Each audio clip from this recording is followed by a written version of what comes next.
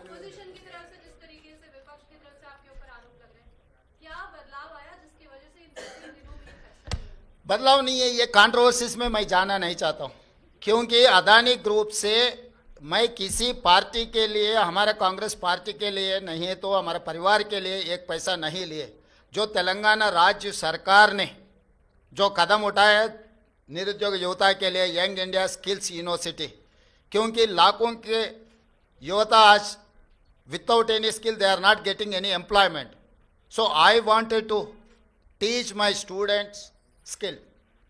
उसी के लिए CSR corporate social responsibility funds हम अदानी से 100 crore in principle we have taken a letter. अभी तक एक पैसा भी हमारे तेलंगाना सरकार के खाता में नहीं आया।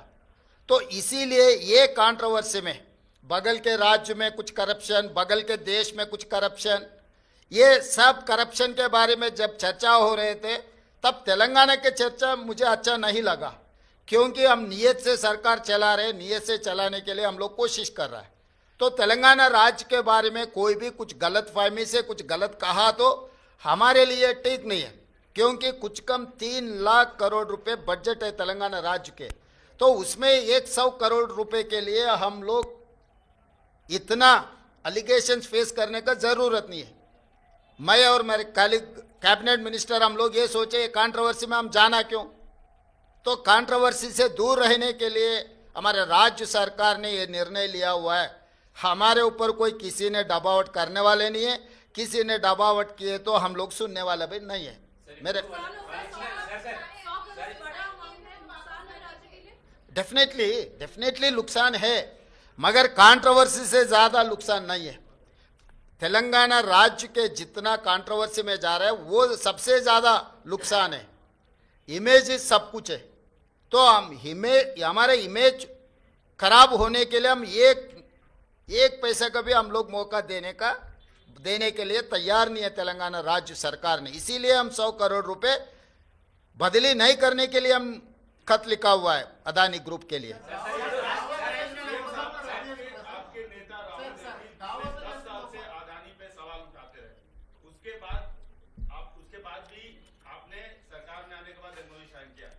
केवल एक आरोप लगने से, एक उनके खिलाफ वारंट जारी होने से, वो भी दूसरे देश में, ऐसा निर्णय लेना क्या आपको उचित लगता है? नहीं, ये मैं इसी राहुल गांधी 10 साल से बोल रहे थे, उसके बावजूद आपकी भाई मीटिंग्स हुई हैं। 10 साल से जो मोदी जी ने out of the way Mumbai airport के बारे में प्रस्ताव किया था राहुल जी ने, और बाकी के पब्लिक सेक्टर यूनिट जैसा मोदी जी ने अदानी जी को दिया हुआ है, उसके खिलाफ है। लेवल प्लेइंग फील्ड इक्वल दे तो कोई अदानी, अंबानी या टाटा, बिरला किसी के लिए कांग्रेस पार्टी खिलाफ नहीं है। Out of the way without any rule and regulation किसी के लिए बेनिफिट हो रहा है तो हर किसी को हम खिलाफ हमारा आवाज़ उठाएंगे। हमारे नेता लोकसभा के नेतृत्व में, उनके नेतृत्व में लोकसभा में भी आगे हम लोग ये मुद्दा उठाने वाले हैं कि जो अगेंस्ट रूल जो कुछ भी होता है उसके खिलाफ है।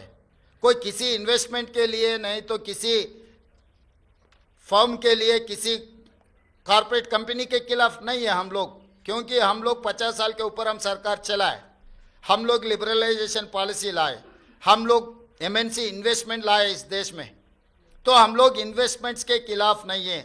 जो रूल के खिलाफ जो कार्रवाई चल रहा है, रूल के खिलाफ जो इन्वेस्टमेंट दे रहा है, जो सरकार के प्रॉपर्टीज पल्ली बटानी जैसा दे रहा है, ऐसे मुफ्त में जो दे रहा है, उसके लिए खिलाफ है राहुल गांधी और कांग्रेस पार्टी। तो जब मेरा नेता जो आवाज़ उठाएंगे, मेरे नेता के साथ चलने का जिम्मेदारी मेरा है। इसीलिए मेरा नेता जो बात उठा रहा है, बार बार मेरे नेता राहुल गांधी जी ने जो कह रहा है, उनके साथ में कदम कदम चलाने का मेरा जिम्मेदारी है।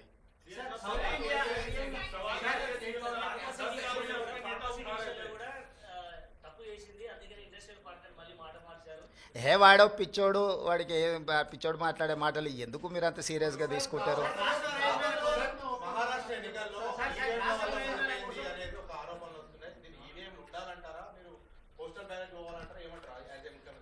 నేను ముఖ్యమంత్రి కాదు, కాంగ్రెస్ పార్టీ విధానమే ఈవీఎం కాదు, బ్యాలెట్ మీద ఎన్నికలకు పోవాలని కాంగ్రెస్ పార్టీ విధానము. కాంగ్రెస్ పార్టీ కార్యకర్త నుంచి ఏఐసిసి అధ్యక్షుడి వరకు ఈ దేశంలో జరిగే ఎన్నికలు బ్యాలెట్ పేపర్ ద్వారా జరగాలనేది మా పార్టీ విధానము.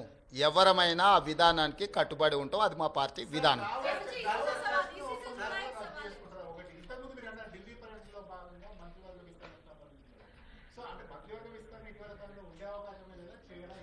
ఇప్పుడు నువ్వేమేం శాఖలు ఇచ్చినావు, ఎవరికి ఇచ్చినావు ఫస్ట్ అది చెప్పు.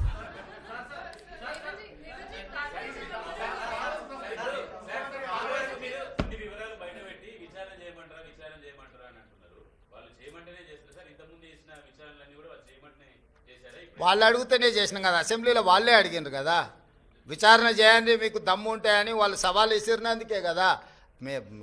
సాగునీటి పారుదల దాంట్లో వాళ్ళే సవాల్ విసిరినరు, దీంట్లో వాళ్ళే సవాల్ విసిరినరు, విద్యుత్తు దాంట్లో. ఇప్పుడు కూడా మిగతా దాంట్లో కూడా నన్ను పోలీస్ స్టేషన్లో పెట్టమని ఆయన్నే అడుగుతున్నాడు. సో ప్రతిపక్షానికి ఇవ్వాల్సిన గౌరవం మేము ఇవ్వాలి కదా, అడిగినప్పుడు చేయకపోతే బాగుండదు కదా.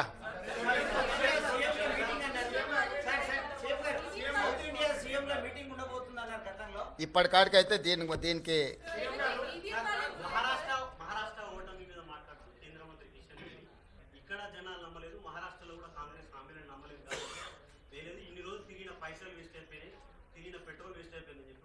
కిషన్ రెడ్డి గారికి ఒక విషయం స్పష్టంగా మీరు చెప్పండి, మీ ద్వారా నేను కూడా చెప్తాను. ఈ దేశంలో 2 లోక్సభ ఎలక్షన్స్ జరిగినాయి. లోక్సభ ఎలక్షన్లు అనేటివి ప్రధానమంత్రికి సంబంధించిన ఎన్నికలు. ఒకటి కేరళ వాయనాడ్లో ప్రియాంక గాంధీ, 2 నాందేడ్లో మహారాష్ట్ర. మహారాష్ట్ర మేము గెలిచినామని గొప్పలు చెప్పుకొని జబ్బలు జరుచుకుంటున్నాడు కిషన్ రెడ్డి అక్కడ.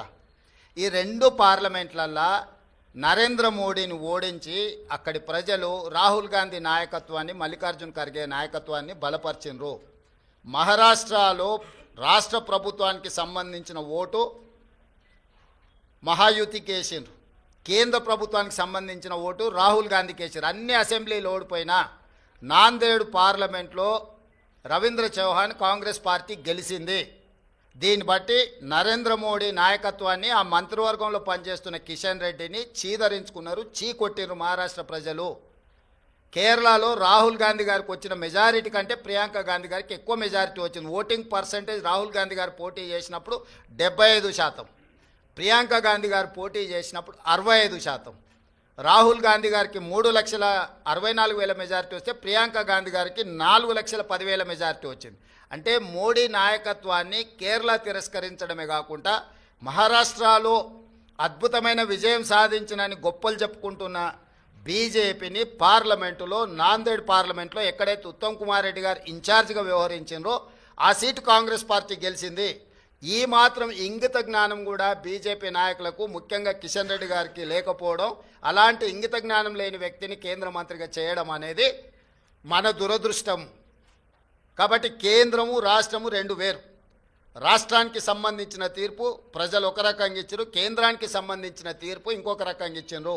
కర్ణాటకలో 3 అసెంబ్లీ ఎన్నికలు జరిగితే 3 బీజేపీ అత్తా లేదు పత్తా లేదు కాంగ్రెస్ పార్టీ గెలిచింది. వెస్ట్ బెంగాల్లో 6 అసెంబ్లీలు జరిగితే ఒక్క సీట్లో కూడా నాకు తెలిసినంత వరకు బీజేపీకి డిపాజిట్ కూడా రాలేదు, ప్రతిపక్ష పార్టీలు గెలిచినాయి. ఈ రకంగా దేశంలో ఏ కొనను చూసినా మోడీ నాయకత్వాన్ని తిరస్కరించిన విషయాన్ని కప్పిపుచ్చుకోవడానికి మహారాష్ట్రలో మీ ప్రభుత్వం ఉంది, మీ ప్రభుత్వం ఏర్పడ్డది. జార్ఖండ్లో మా ప్రభుత్వం ఉంది, మా ప్రభుత్వం ఏర్పడ్డది.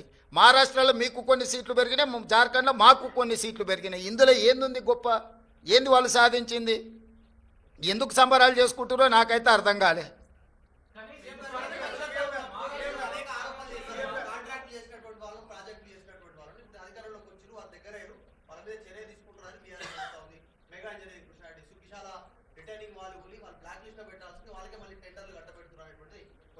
అవును, అంతకుముందు వాళ్ళు టీవీ 9 ఏబిఎన్ నిషేధించారు, నీకు గుర్తుందా? తెలంగాణ వచ్చిన వెంబడే.